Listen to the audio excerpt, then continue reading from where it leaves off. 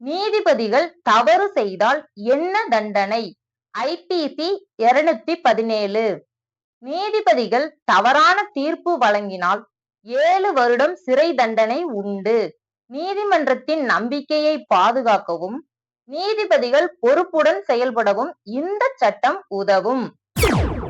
பொய் வழக்கு தாக்கல் செய்தால் என்ன தண்டனை? ஐபிசி 211. 2 வருடம் சிறை தண்டனை கிடைக்கும். பொய் வழக்குகள் மூலம் மனிதர்களை தவறாக குற்றம் சாட்டுவதை தடுக்க உதவுகிறது. விசாரணைக்கு காவல் நிலையம் சென்றால் செலவு தொகையை கேட்கலாமா? சிஆர்பிசி 160. பயண செலவு தொகையை கேட்க உரிமை உண்டு. மக்கள் நேரத்தை வீணாக்காமல் அவர்களுக்கு இழப்பீடு வழங்கும் சட்டம் இது. ஜனாதிபதி மீது வழக்கு தொடர முடியுமா? ஆர்டிகிள் 361.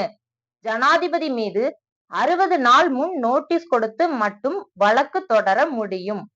ஜனநாயகத்தை பாதுகாக்கவும் ஜனாதிபதியை கண்காணிக்கவும் பொதுமக்களுக்கு நீதியை உறுதி செய்யவும் இது உதவும். அதிகாரிகள் ஊழல் செய்தால் கேள்வி கேட்க முடியுமா? தகவல் அறியும் உரிமை சட்டம் 2005. 5 ரூபாய் நீதிமன்ற ஸ்டாம்பில் கேள்வி கேட்கலாம். இந்த சட்டம் மக்களுக்கு அதிகாரிகளை கண்காணிக்க உதவுகிறது. எந்த ஒரு அலுவலர் செய்த தவறுகளையும் மக்கள் வெளிக்கொண்டு வரலாம். அதிகாரிகள் அரசு ஊழியர்களா மக்கள் பணியாளர்களா? அவர்கள் மக்கள் வரி பணத்தில் இருந்து சம்பளம் பெறுகின்றனர். அரசு ஊழியர்கள் மக்கள் பணியாளர்கள் மட்டுமே. அவர்களை எஜமானராக அணுக வேண்டாம். உரிமையாக கேள்வி கேட்கவும். தகவல் உரிமை சட்டத்தில் தகவலை தாய்மொழியில் பெற முடியுமா? IEA 7476. மக்களுக்கு தங்கள் மொழியில் ஆவணங்களை பெறும் உரிமை உண்டு. இது தகவல் தெளிவை உறுதி செய்ய உதவும். 5 ரூபாய் செலுத்தி ஆவணங்களை தாய்மொழியில் கேட்டு பெறலாம். காவல்துறை அதிகாரி இல்லாத சமயத்தில் பொதுமக்கள் யார் வேண்டுமானாலும் குற்றவாளியை கைது செய்யலாமா? சிஆர்பிசி 43. சட்டப்படி 3ஆம் நபர் ஒருவரை குற்றவாளி என நினைத்தால் கைது செய்யலாம். சட்டம் மற்றும் ஒழுங்கு பாதுகாக்கும் பொருட்டு மக்களின் பங்கையும் உறுதி செய்யும். அவசர நிலைகளில் குற்றங்களை தடுக்க உதவுகிறது. காவலர் ஒரு குற்றத்தை தடுக்க முடியாத போது என்ன செய்யலாம்? சிஆர்பிசி 36-149. காவலர்களுக்கும் மேலதிக பொறுப்பு உண்டு. குற்றம் நிகழ்வதற்கு முன் காவலர்கள் தடுக்க வேண்டும். தவறினால் அவர்கள் மீது நடவடிக்கை கோரலாம். தற்காப்புக்காக செயல்பட்டால் குற்றமா? ஐபிசி 96. தற்காப்புக்காக செய்யும் எந்த செயலும் குற்றமாகாது. தொடர்ச்சியான உயிர் காவலுக்கான உரிமையை இந்த சட்டம் பாதுகாக்கிறது. மதத்தை நிந்தித்தால் என்ன தண்டனை? ஐபிசி 295. 2 வருடம் சிறை தண்டனை உண்டு. மத சுதந்திரத்தை பாதுகாக்கவும் மத வெறுப்பை தடுப்பதற்கும் இந்த சட்டம் உதவும். போலி பத்திரம் தயாரித்தால் என்ன தண்டனை? ஐபிசி 468. 7 வருடம் சிறை தண்டனை உண்டு. பொய்ப்பத்திரங்கள் மூலம் மக்களை ஏமாற்றும் செயல்களை தடுக்க இந்த சட்டம் உரிமை அளிக்கிறது. கணவனோ மனைவியோ உயிருடன் இருக்கும் போது மறுமணம் செய்தால் என்ன தண்டனை? ஐபிசி 494. 7 ஆண்டுகள் சிறை தண்டனை. இந்த சட்டம் திருமண உறவின் பாதுகாப்பையும் ஒழுங்கையும் நிலைநாட்ட உதவும். முந்தைய திருமணத்தை மறைத்தால் என்ன தண்டனை? ஐபிசி 495. 10 வருடம் சிறை தண்டனை. திருமண விஷயத்தில் நேர்மையை உறுதி செய்ய இந்த சட்டம் உதவுகிறது. பொய்யான சாட்சியத்தின் மீது சிறை தண்டனை உண்டா?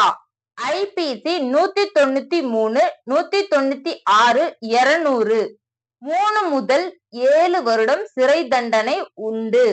நீதிமன்றத்தில் உண்மையை பாதுகாக்கும் முக்கியமான சட்டம் இது. முத்திரையே இல்லாத தராசை வைத்திருந்தால் என்ன தண்டனை? ஐபிசி 267 1 வருட சிறை தண்டனை உண்டு. இந்த சட்டம் சந்தையில் பொருட்களின் மதிப்பை பாதுகாக்க உதவுகிறது. குழந்தை பிறப்பதை கட்டுப்படுத்தினால் ஐபிசி 315 10 வருடம் சிறை தண்டனை. பிள்ளைகளின் உயிர் பாதுகாப்பை உறுதி செய்யும் சட்டம் இது. ஒருவரின் மத உணர்வுகளை புண்படுத்தினால் ஐபிசி 295 1 வருடம் சிறை தண்டனை. இந்த சட்டம் மத நட்பையும் சமூக ஒற்றுமையும் பாதுகாக்க உதவும். சொத்து அபகரித்தால் என்ன தண்டனை? ஐபிசி 403 2 ஆண்டுகள் சிறை தண்டனை உண்டு. மக்களின் சொத்து பாதுகாப்பை உறுதி செய்யும் சட்டம் இது.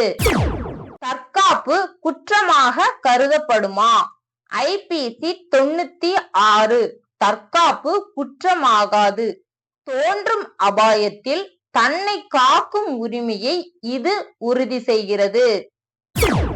யாரையும் விமர்சிக்கலாம் என்றால் நீதிபதிகளையும் சேருமா?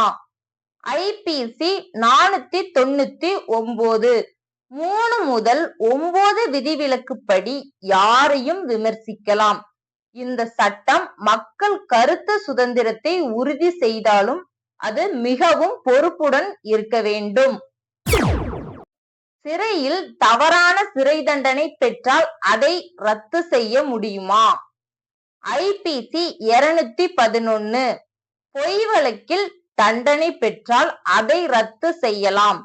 இந்த சட்டம் அநியாய தீர்ப்புகளின் எதிர்ப்பை தக்க வைத்திருக்க உதவும். சொத்து அடையாள குறி மாற்றினால் என்ன தண்டனை?